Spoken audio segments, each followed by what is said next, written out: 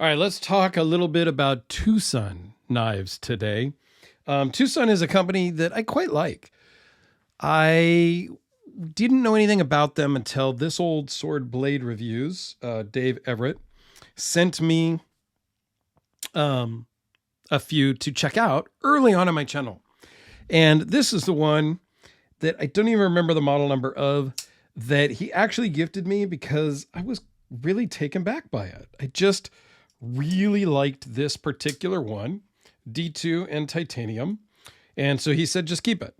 This has been out in my kitchen, kind of the dining room area that I use for some boxes and cardboard, and just it's one of my more used knives out in the other room. So it's cool to talk about this one, the TS255 Relentless.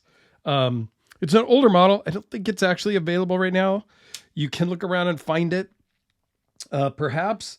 But this one actually kind of reminds me of this guy a little bit, just more of an elevated version, a little fancier user knife, if you will, right? This one is just really plain Jane, some dark stonewashed titanium and a D2 blade, nothing fancy, but gets the job done. This one takes it up a little bit. Titanium scales and frame, nice carbon fiber inlay, 14C 28N blade steel. Okay. But it works great in the pocket. It feels great in the hand. It's probably a little bit thicker than this guy, about the same, but it works equally well in the pocket. And I think really could be a great user knife as well. The action's not quite as smooth as my older one, but probably just needs to be used and flipped another couple thousand times, and it'll probably loosen up. You can always just tweak the pivots ever so slightly if it is too loose or too tight for you. So don't forget about that. Now these are made in China. Tucson is a Chinese company. It is in Yangjing, China. So if that is not your thing, leave a comment below and then exit stage left. You don't need to watch. It's okay. But let me know. Leave a comment so that I know that you came and you left. Whatever. It helps. All right, let's take a close-up look.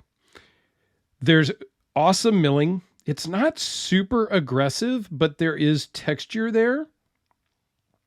Nice carbon fiber inlay. Reversible pocket clip with a cutout. So it works really nice. It could have this.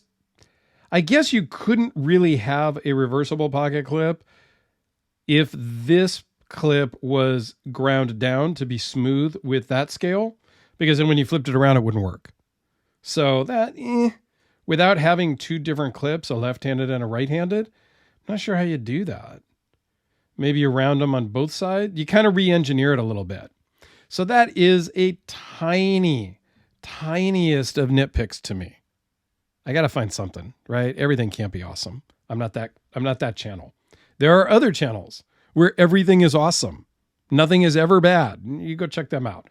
I'm just going to tell you like it is. Lanyard loop, titanium pocket clip that works awesome. Like really works well. Full flat grind on the blade. So it starts here and grinds all the way down. The behind the edge, I did take a few measurements here, is 0.117. The blade thickness is 0.143. Has a harpoon on the top.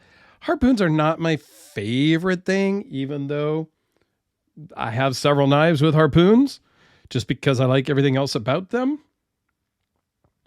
All in all, this is really a great design. Designed by Bill Noti? I don't know how you say it, but sorry if I butcher that. I believe that's a T6. Has a steel lock bar insert. All in all, just a really well done Tucson. Okay, so overall length, you're at 8 3/8 with a 3.71 inch blade, 4 5/8 closed. Weighs in at 4.7 ounces, so just a hair under your typical D-cell battery. Now, one thing, it does run on bearings. The lock, the flipper tab is accessible, but it is a little bit hidden. It's hard to explain. You could have more access, but because of this semi-dagger look design to it, you can't kind of come in from flying way out. It just, not even a nitpick. It's just an aesthetic thing to me. I think it works great. You got a thumb ramp here that works awesome. But if I can kind of show, like, total clearance and access to the lock bar here, nothing in the way, just a little bit in the way. But it works fine. No problems, no complaints. Just something I notice. That's all. All in all, you know I love carbon fiber. I do love Tucson. I'll put a link to the Tucson playlist down below. Let's do a couple of quick size comparisons. Here it is with the other Tucson of the model I don't remember. You can go look at my Tucson playlist. It will explain what it is in more detail. Spyderco Delica.